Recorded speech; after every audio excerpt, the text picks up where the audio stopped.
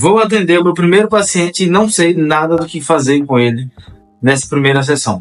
Eu sou José Roberto, sou psicólogo, supervisor clínico e também professor de psicólogos. Trabalho com terapia cognitivo-comportamental e hoje nós vamos falar exatamente sobre as inseguranças que os psicólogos têm, principalmente nas primeiras sessões. Pois, infelizmente, a faculdade ela não nos prepara para a prática clínica e é comum que tenhamos psicólogos recém-formados e também que já formaram há um bom tempo, que se sentem inseguros diante de um determinado paciente.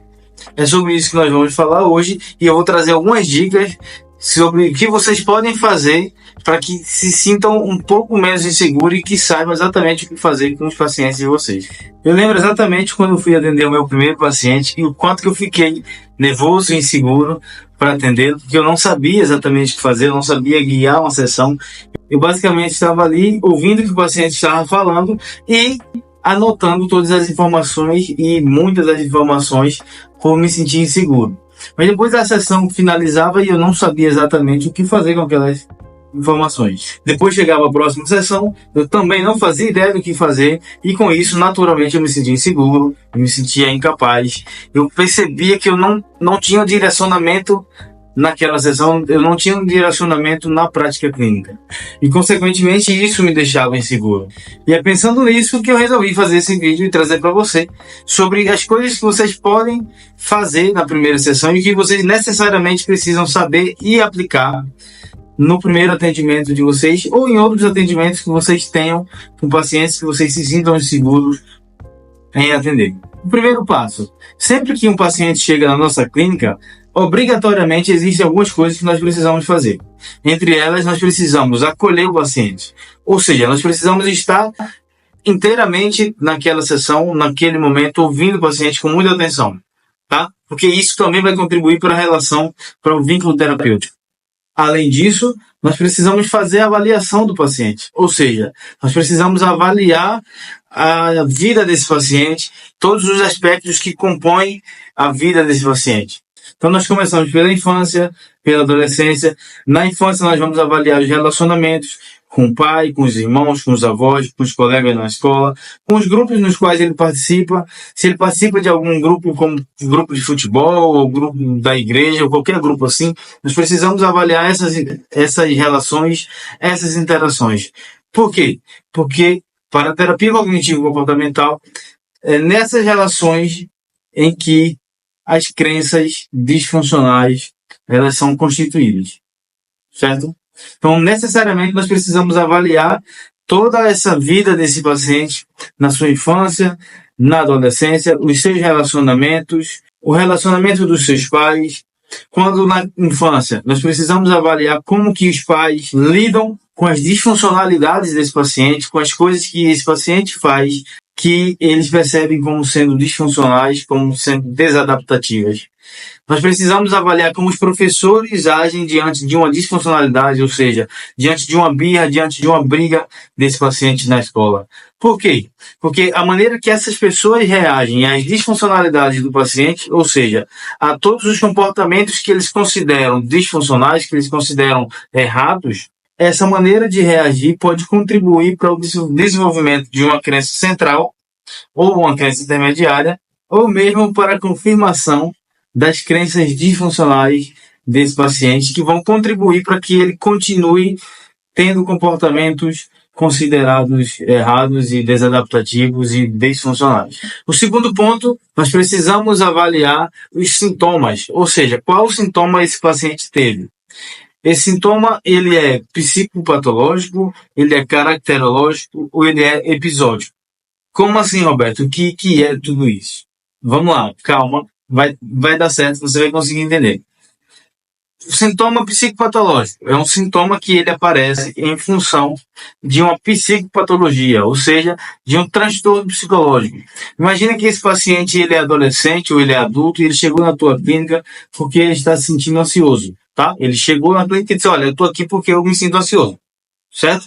Você vai precisar avaliar essa ansiedade desse paciente. E aí, como assim? Como que eu vou avaliar essa ansiedade? Você vai precisar avaliar a intensidade, a frequência, a duração, o contexto e os prejuízos. Como assim? Como é que eu faço essa avaliação? Vamos lá. Avaliação do sintoma. Você vai perguntar para o paciente quantas vezes na semana essa ansiedade ela é presente, certo? Isso você vai estar avaliando a frequência. Quando essa ansiedade se apresenta, qual tempo ela fica? Por quanto tempo ele percebe essa ansiedade? Ou seja, isso é avaliação da duração. Existe algum contexto em que essa ansiedade ela fica mais forte ou mais fraca? Você vai estar avaliando o contexto. Quais são as áreas da vida desse paciente que são prejudicadas em função dessa ansiedade, desse sintoma? Você vai estar avaliando os prejuízos que esse paciente tem em função desse sintoma, em função dessa ansiedade. Numa escala de 0 a 100, qual é a intensidade dessa ansiedade? Ou seja, você vai estar avaliando a intensidade. Por que isso é importante? Porque, basicamente, com essa avaliação, você terá a condição de afirmar se esse sintoma ele é psicopatológico, ou seja, resultado de uma psicopatologia, como, por exemplo, um transtorno de ansiedade. Se ela é caracterológica, ou seja, ele é um traço da personalidade. E como assim? Aí agora, avaliando um pouquinho, falando um pouquinho de traços, como assim um traço da personalidade? Vamos lá. Imagina o paciente, no período do desenvolvimento dele, lá na infância, na adolescência, ele começa por algumas razões, por conflitos em casa, ele começa a experienciar ansiedade, certo?